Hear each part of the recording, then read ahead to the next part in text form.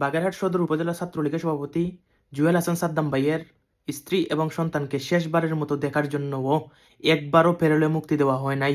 ওনার ভাই প্যারোলে মুক্তির জন্য আবেদন করছিলেন, কিন্তু ওই জায়গার ডিসি এটা প্রত্যাখ্যান করছে। এটা মানে আবেদন নেয় নাই। এই রকম রাষ্ট্র চলতে পারে না।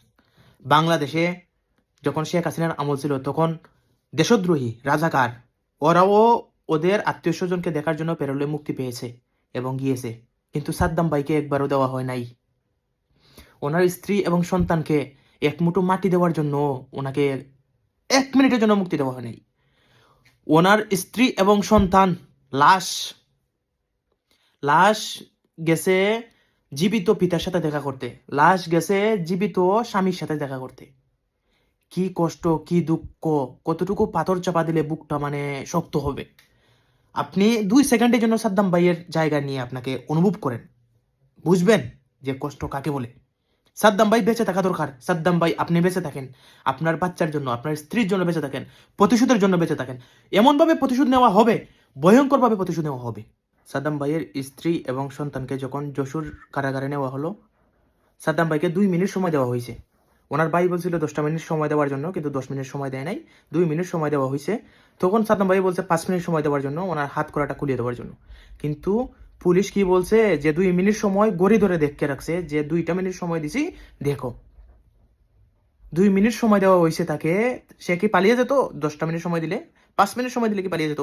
কিন্তু তাকে 2টা মিনিট সময় দেওয়া হয়েছে, এর বেশি কোনো সময় দেওয়া হয় নাই।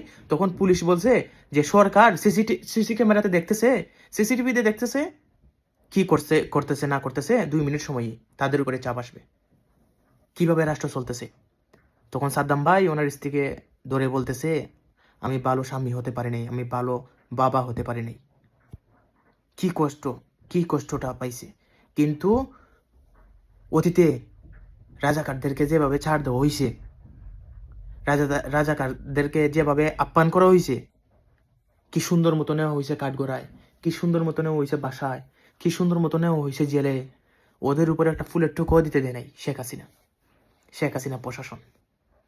কিন্তু বর্তমানে যা দেখতেছি আমরা, পাপের বোঝা, পাপের বার বাড়তেছে।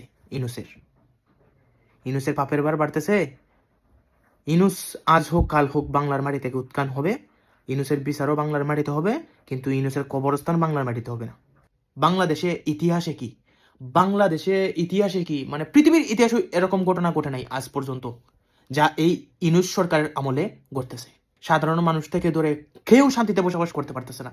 প্রতিদিনই রাস্তাঘাটে এই পানিতে ভেসে উঠতেছে লাশ, শুধু লাশ আর লাশ। এটা যেমন লাশের বাংলাদেশ। এই ইনুস নরকে পরিণত করছে এই বাংলাদেশকে। আপনারা আওয়ামী লীগের যারাই আছেন, বড় বড় লিডার বা ভবিষ্যতে আরো লিডার হবেন, আওয়ামী লীগ ক্ষমতায় আসবে, আওয়ামী লীগের কি কোনো ক্ষমতা হবে এই সাদ্দামকে আটকানোর? এই প্রতিশোধের নেশা থেকে সাদ্দামকে আটকানোর কি ক্ষমতা থাকবে আওয়ামী লীগের? এই সাদ্দামের মতো আরো অনেক সাদ্দাম আছে, ওদেরকে কি আটকাতে পারবেন আপনি? আটকাতে পারবেন না, কখনো আটকাতে পারবেন না ওদেরকে। ওদের মাথায় সব সময় শুধু প্রতিশোধের আগুন জ্বলতেছে। প্রতিশোধ। হ্যাঁ, আসবে শেখ হাসিনা, আসবে অবশ্যই শেখ হাসিনা আসবেন বাংলাদেশে। অতীতে যেমন যারা রাজাকারকে ঝুলানো হয়েছে, ভবিষ্যৎ রাজাকারের বাচ্চাদের সহ, বংশ সহ ঝুলানো হবে। পৃথিবীর ইতিহাসে এই প্রথম আমরা দেখছি যে লাশ যাচ্ছে জীবিত মানুষের সাথে দেখা করতে। পৃথিবীর ইতিহাসে এরকম কোনো ঘটনা ঘটে নাই, বাংলাদেশে ঘটতেছে। বাংলাদেশকে এই নরকে পরিণত করার জন্য ইনুস দায়ী। ইনুসকে অবশ্যই বিচারের কাঠগড়ায় দাঁড় করানো হবে বাংলাদেশে। বাংলার মাটিতে ইনুসের বিচার হবে, আমরা তা দেখে যেতে পারবো, এটা আমরা বিশ্বাস রাখি। আমরা এভাবেই এগাচ্ছি, আর আমাদেরকে এভাবেই রাজনীতি করতে হবে। এখন বর্তমানে শক্ত হাতে রাজনীতি করতে হবে। আমাদের আবেগ দিয়ে রাজনীতি করলে চলবে না, আর আমরা আবেগ দিয়ে আর রাজনীতি করলে চলবে না। এখন আমাদেরকে রাজনীতি করতে হলে শক্ত হাতে রাজনীতি করতে হবে।